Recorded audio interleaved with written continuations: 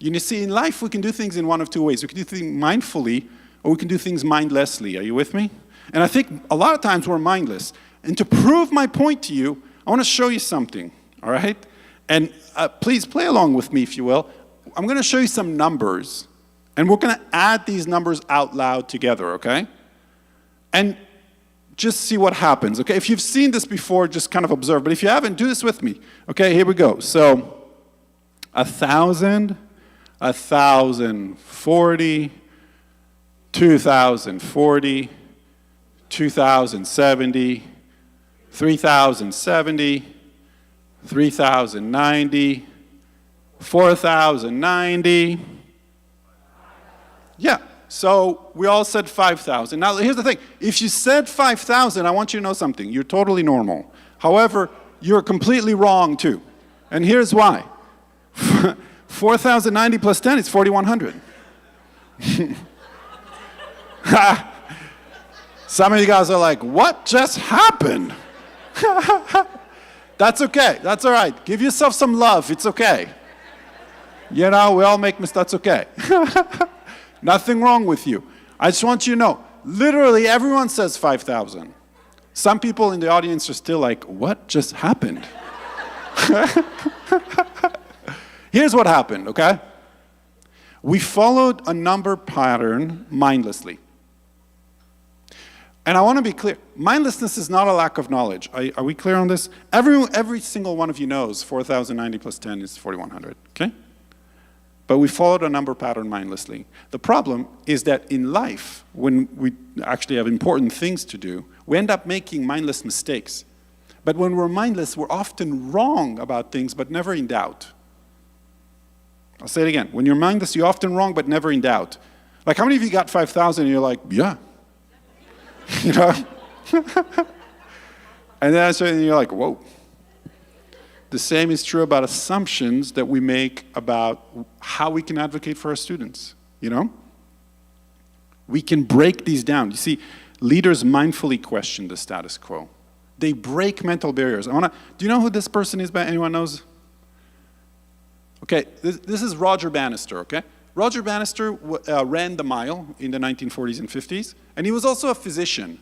And he told the world in 1952 that he's going to break the 4-minute mile. Now, he did it when he ran it in 4 minutes and 10 seconds. Now, if you know anything about running, 4 minutes and 10 seconds is like, it's another word, it's not even close. You know what I'm saying? And the world at the time believed and knew that this cannot be broken. In fact, physicians, used science to be like, humans cannot run the mile in less than 4 minutes. And Roger Bannister was like, no, I'm going to do it. I believe it, and I'm going to do it. And he trained, and he shaved his time from 4:10 to 4:08 to 4:06, 4:04, 4:02, and then he got injured. And the world was like, see? Told you, humans cannot do it. You're going to try it, you're going to injure yourself. And he had to take about 14 months off. And during those 14 months, every day when he couldn't run, he would visualize breaking that 4-minute mile, like with all of his senses. Like, how would the wind feel? How would the flowers smell? How would the grass, the track, how would it smell? What sound would he hear? And he visualized it over and over and over again, and eventually was able to continue to train. And he trained in a different way, came back 14 months later, had to shave his time again, like 4:15, 4:12, 4:10, eventually got to 4:01, 4 minute and half a second. And in 1954, in May, he ran the mile in 3 minutes, 59 seconds and a half. And the world went wild. It was called the Dream Mile, But listen to this. Since recorded time, people believed that you could not break the 4-minute mile, and no one did until Roger Bannister broke it. 3 weeks later, John Landy, an Australian runner, runs the mile in 3 minutes and 57 seconds. Okay? 2 months after that, 20 runners break the 4-minute mile. The next year, 157 runners break the 4-minute mile. So what happened? Did they get better shoes? Like, no, right? Roger Bannister broke a mental barrier, and that's what leaders do. And you know what else they do? I actually want you to think about, what is your 4-minute mile for your students? What is it? You know? It's important. Get connected, not with just your brain, like connect with your heart, with your passion for the work. You know? We need you to do this. Because when you're connected to your heart and to your passion, to your fire, that's when like incredible results happen. And that's when you actually dream and allow yourself to dream. You know, so much, all of you, the reason you're here is because you're successful. Do you see what I mean? Like, you wouldn't be in this room if you weren't successful, right? Like, you're in a leadership position because you're successful. And a lot of times when people are successful, when they raise up the rank, they care more and more about being realistic. I have to be realistic, you know? I have to, like, you know, run programs and all of that. But they forget the value of dreaming and taking the time to do that and connect to their heart. And the reason for that is because when you do that, then you lead with resonance. People can actually follow what it is that you want. Like, they're like excited to follow you. In other words, like, this man who's my hero, and I imagine your hero as well, he did not say, like, I have a plan, okay? Or like, I have, you know, guidelines. You with me? Like, okay? And the reason people followed him is because he said, I have a dream, and he then went to describe his dream in details because he visualized his dream. You with me? And people want to follow that.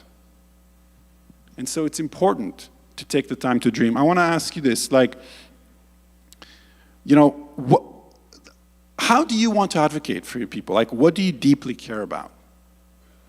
And you know, we're not going to take time to journal now because we're, you know, I have more things I want to show you. And we don't have a lot of time. But I do want you to take a moment and think, like, what is one stretch goal that you can set in order to achieve what you deeply care about? Here's some examples, okay? Raising in rank, so you have more decision-making power to advocate for your students. Starting a new class in your college. Speaking up in staff meetings. You know, like, I mean, I'm just going to say something, might sound a little, okay, I love professors and I love teachers. I mean, I'm a teacher too, okay? Sometimes they can be a little tough when we want to advocate for our students and they're not listening. You know what I'm saying? It can be a little bit difficult sometimes. And that's when it's important to, like, take a moment and realize, yo, there's a reason I'm here, you know? And yeah, I teach, of course, but I'm also an advocate. And I'm going to speak up because their voice cannot be heard. And so I'm going to speak up in a meeting. And I'm not going to be apologetic about it. Or starting a new initiative that connects students with disabilities to other students. Just an example, like, what do you care the most about? And what I encourage you to do is not just to think about the stretch goal, but actually then to think about what's a small step that you can take this week, like literally this week, in order to begin to get to that goal. Make it concrete. What is a very small step that you can do? Now, ask yourself then, on a scale of 1 to 10, how committed am I? Because it's one thing to say, oh, you know what, this is a great idea. Someone should really do that, you know? Okay? It's a totally different thing to say, I'm committed. I'm committed at least at a 9 out of 10 or a 10 out of 10 to do this. And so ask yourself, how committed are you to this? And by the way, if you're not at a 9 or a 10 or an 8, don't beat yourself up. That's okay. It's good. Like, that gives you information. And then at that point, what you can do is just say, okay, clearly, this goal isn't important enough for me. Like, I'm not getting juiced up about this. Or maybe I need to do some work on myself. But find something else that I'm just like gung-ho about. Does this make sense? Can you give me some thumbs up if that makes sense? All right, sweet. Now, I want to tell you something. There is a certain law that I would say is true in social, basically in human behavior, okay? When we're excited about something, the moment of excitement is awesome. It's like, whew, I'm so excited, I'm going to do this. This is going to be great. And then, when we're about to begin to implement it, all these voices come in our head. You with me? That voice, especially that critical voice in your head. Do you know what I'm talking about? The inner critic? Do y'all know what I'm talking about? Like the gremlin. Sometimes I call it the itty bitty shitty committee. All right? You know what I'm saying? That voice that tells you you're never enough. Here's the truth, folks, okay? Those gremlins, that gremlin is always going to be there. But what's beautiful about it is that we can actually rewire our brain, and we can decide that when it shows up and we're mindful enough about it, we're like, oh, this voice is here right now. I'm not going to let it win.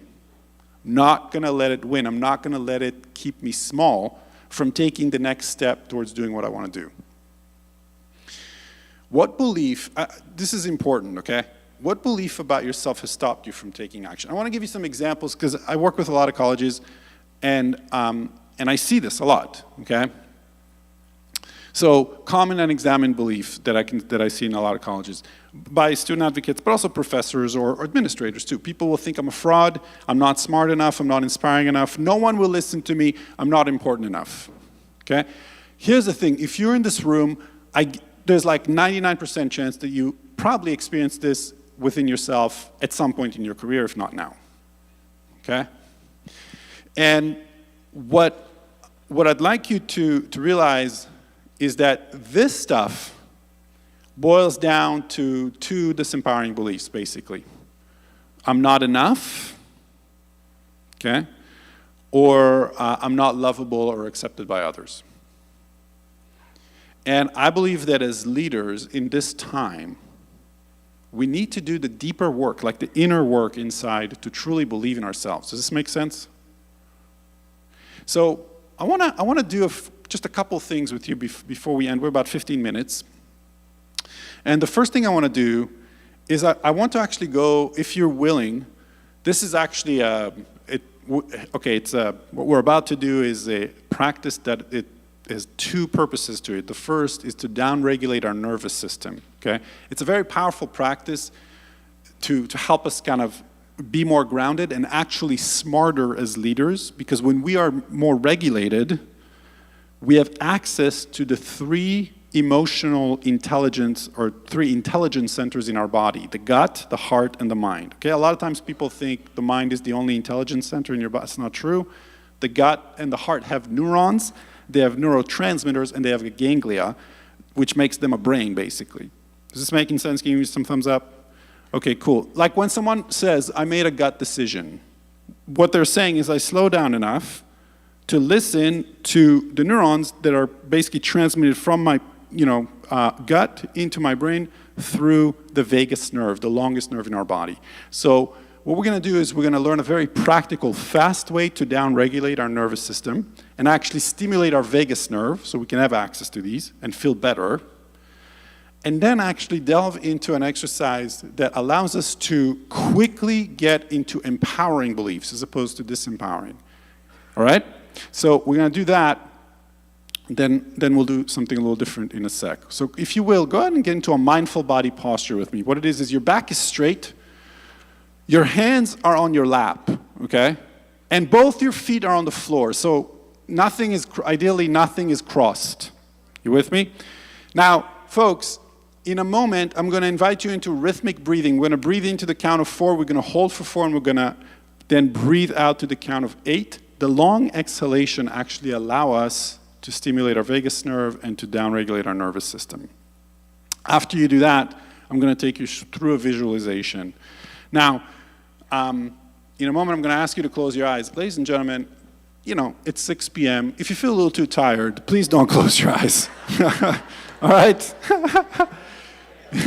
You can kind of keep your eyes half open, all right? Gaze at the floor, if you will, all right? We want to get to a place of relaxed alertness. You with me? Relaxed alertness.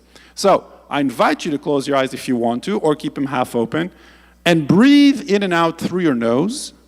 And as you breathe in and out through your nose, really take a moment and set the intention to slow yourself down, to relax, to calm for a moment.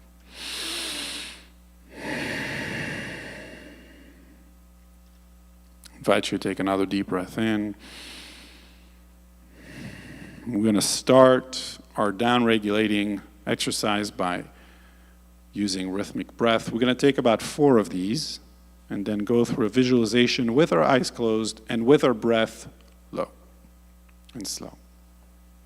So I'm going to invite you to breathe in, 2, 3, 4, hold, 2, 3, 4, breathe out, 1, 2, 3, 4, 5, 6, 7, 8, breathe in, 2, 3, 4, hold, 2, 3, 4, breathe out, 2, 3, 4, 5, 6, 7, 8, breathe in, 2, 3, 4, hold, 2, 3, 4, breathe out, 2, 3, 4, 5, 6, 7, 8, breathe in, 2, 3, 4, hold, 2, 3, 4, breathe out, 2, 3, 4, 5, 6, 7, 8. Keeping your eyes closed, I invite you to continue to breathe in and out slowly and to ask yourself right now, what thought has your gremlin fed you